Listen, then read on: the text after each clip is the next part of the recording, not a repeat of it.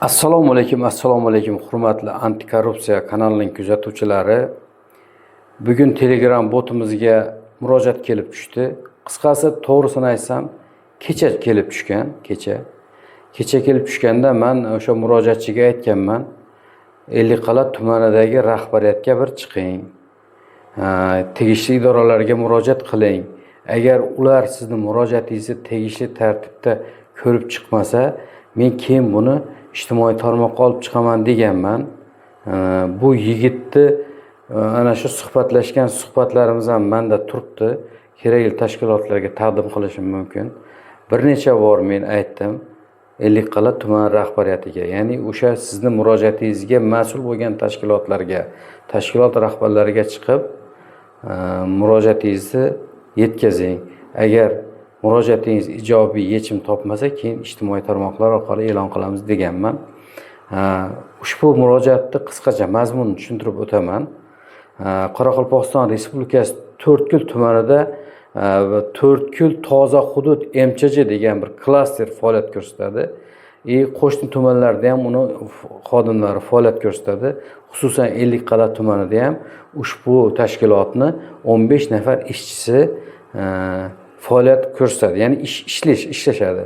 Bular nima qiladi? Bular ko'chalarda yig'ilib qolgan, aholidan yig'ilib qolgan chiqindilarni chiqindi poligoniga olib borib, tegishli tartibda utilizatsiya qiladi. Ekologiyaga zarar yetkazmagan holda aholiga sifatli xizmat olib boradi.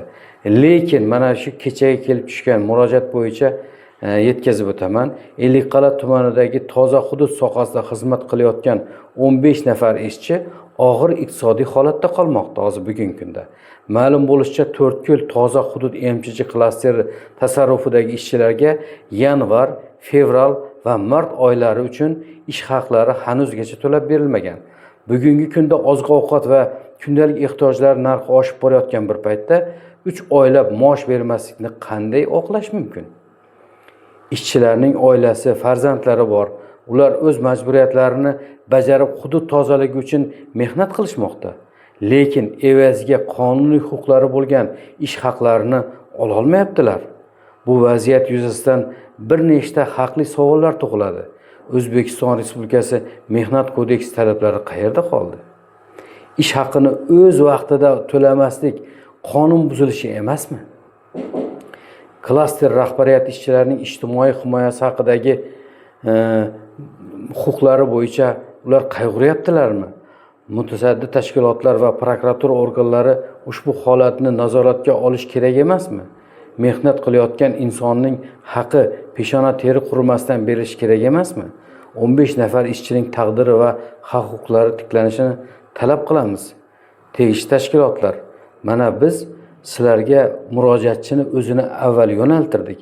Sizlar buni murojaatni ijobiy hal qilib bermaganlaringizdan keyin biz uni ijtimoiy tarmoqlarga olib chiqyapmiz.